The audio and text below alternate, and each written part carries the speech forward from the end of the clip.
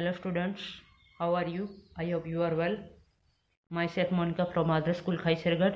Students, we have done two poems. First poem, Be Good, and second poem, Traffic Rules.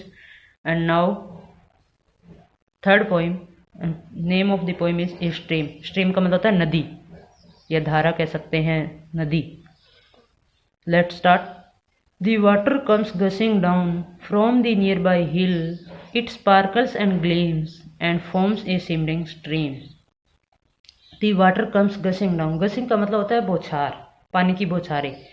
From the nearby hill, यानी एक ऊंची पहाड़ी है, उस पहाड़ी के नज़दीक से पानी की बौछारें वो गिर रही है, नीचे की तरफ पानी बह रहा है.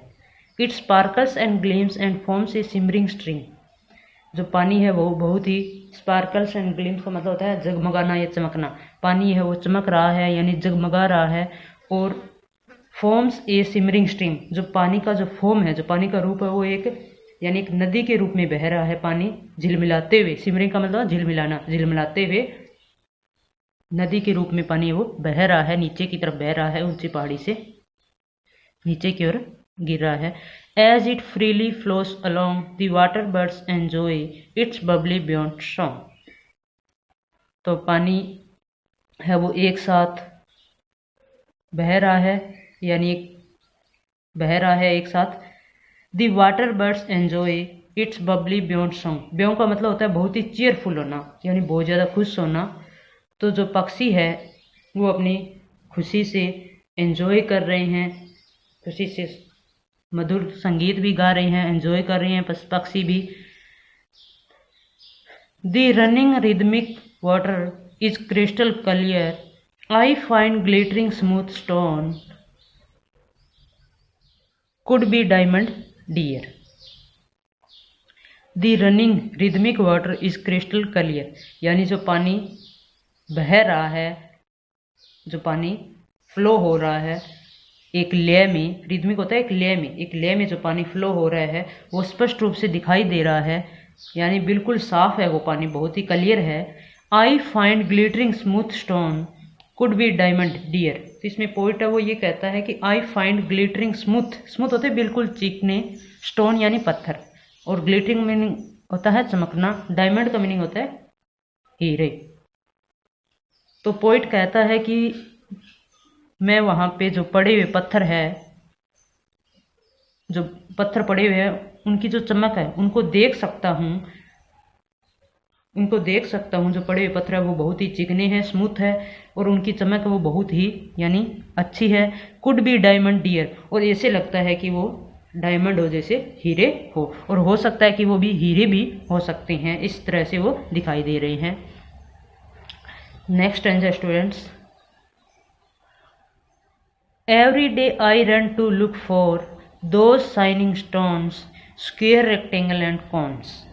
Every day यानी प्रत्येक दिन, हर दिन, I run to look for those shining stone, कि मैं जो शाइनिंग स्टोन है, जो चमक रहे हैं जो पत्थर, उनको देखने के लिए जाता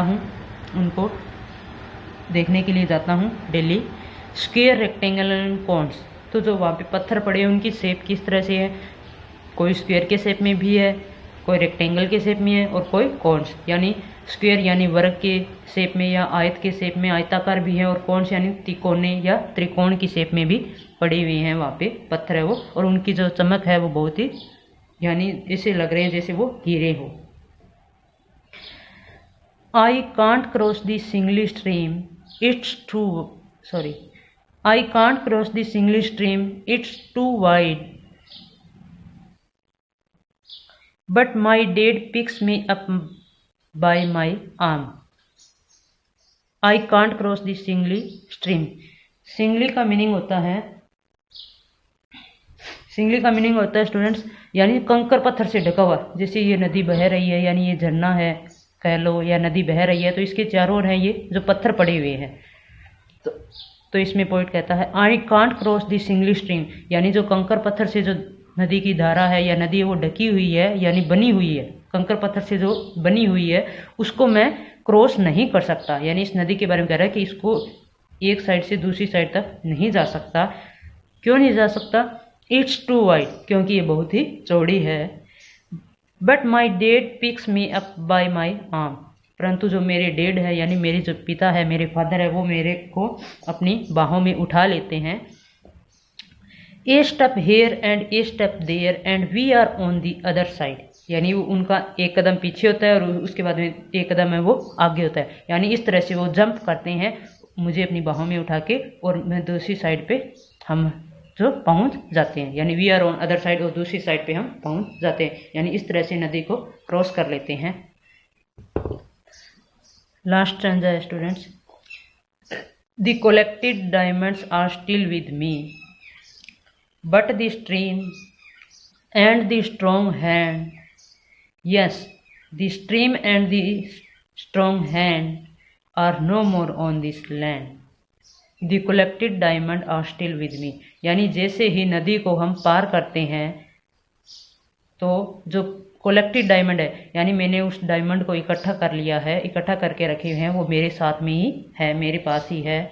बट द स्ट्रीम, परंतु अब जो नदी है वो, यानी जो पानी का बहना है या धारा है पानी की, एंड द स्ट्रॉन्ग हैंड, और जो वो ताकतवर हाथ के बारे में बात कर रहा है, यानी वो अपने फादर के बारे में बात कर रहा है, यानी वो उस नदी के बारे में और साथ जो अपने पिता के बारे में वो कह रहा है। Yes the stream and the strong hand, कि हाँ वो नदी और वो मजबूत हाथ, यानी मेरे डैड यानी मेरे पिता, are no more on this land, यानी वो अब इस धरती पर नहीं रहे हैं, यानी अब वो धरती पर नदियाँ भी नहीं है, यानी ऐसे झरने भी नहीं है जिनके पानी बहुत अच्छा है, और मेरे जो फादर है वो भी अब नहीं रहे हैं। तो students, I hope you understood. Thank you so much.